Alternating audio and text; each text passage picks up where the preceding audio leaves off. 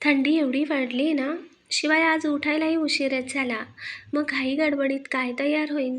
नमस्कार मंडळी, श्रीदेवी किचन प्रतिभाज रेसिपीमध्ये खूप खूप स्वागत आहे. आज आपण अंडा आमलेट बनवतोय. अगदी 2 अंड्यांची एकच पोळी.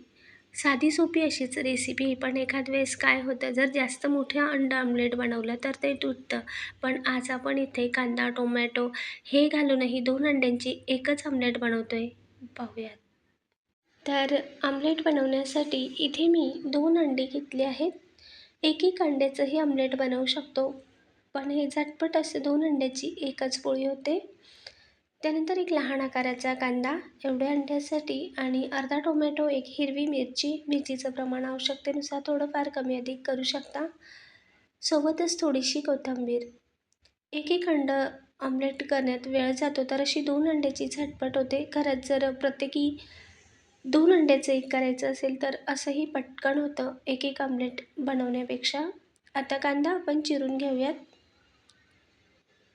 तर बारीक असा कांदा चिरून घ्यायचा. शक्य होईल तेवढा मी इथे बारीक कांदा असा चिरून घेतला.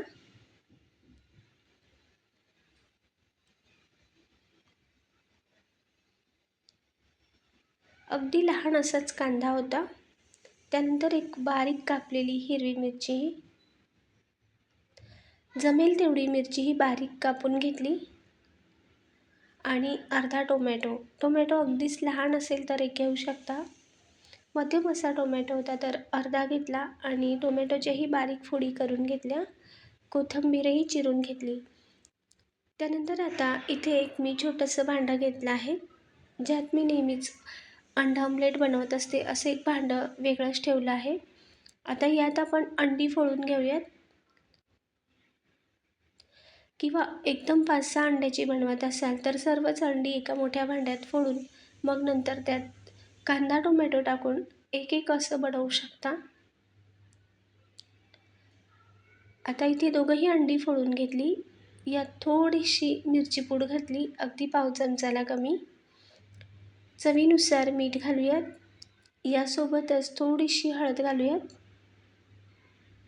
आधी अंड्यासोबत हळद, मीठ, तिखट व्यवस्थित फेटून घेऊयात. चांगलं असं फेटून घेतलं. त्यानंतर आता यात आपण जे चिरलेल्या भाज्या आहेत त्या घालूयात. तर बारीक असा कांदा चिरलेला घातला. यातूनही मी अजून थोडासा कांदा काढून ठेवला, कांदा जास्त वाटत होता म्हणून. आणि मिरची. आता टोमॅटोही थोडा काढूनच ठेवला, नाहीतर मग खूपच जास्त मोठी अंड्याची पोळी होते किंवा आमलेट होतं आणि सर्व कांदाच मिरचीच लागते, म्हणून यातूनही थोडा थोडा कांदा टोमॅटो काढून ठेवला. आता ह्या भाज्यासुद्धा अंड्यात चांगल्या मिक्स करायच्या. व्यवस्थित असं फेटून घ्यायचं, म्हणजे अंड्याचा बलकही सर्व भाज्यांना लागला पाहिजे. असं सर्व एकसारखं व्यवस्थित फेटून घेतलं. गॅसवर आता तवा ठेवून घेतला. यात घालूया तेल. तर पोहे खाण्याचे एक 5 ते 6 चमचा एवढे तेल घातले. आपल्या किटलीची पळी असते तर त्या 2 पळी एवढं तेल घातलं. सर्व तव्याला असे तेल लावून घेतले. आमलेट जर मोठं झालं तर मग सर्व बाजूने असं पसरवता येतं. आता एकचदा मी हे दोघंही अंड्याचं सर्व फेटलेलं मिश्रण टाकून घेतलं. हवं तर तुम्ही थोडं थोडं करून एक 2 ते 3 वेळा आमलेट बनवू शकता. तर थोडंसं जाड आणि मोठं असं होतं, तर म्हणून मी थोडंसं असं पसरवून घेते. तवा भरून असं हे आमलेट गोल पसरवून घेतलं. तर हे पहा, आता मध्यम आचेवर असं हे उलट करून घेऊयात. तर हे पहा, मस्त असं आमलेट आपलं भाजल्या गेलं आहे. मध्ये थोडंसं तवा पातळ आहे, खोल आहे, त्यामुळे मध्ये थोडंसं असं लालसर झालं, पण एकसारखं हे मस्त आमलेट भाजल्या गेलं आहे. आता या बाजूने सुद्धा उलट करून घेतलं. आता गॅसची आच थोडी मंद आचेवर करायची आणि 2 ते 3 वेळा असं चांगलं उलटपालट करून घेऊयात, म्हणजे एकसारखं भाजलं जाईल. तर हे पहा, गरमागरम आमलेट आपलं साधी सोपीच अशी रेसिपी होती, तयार आहे.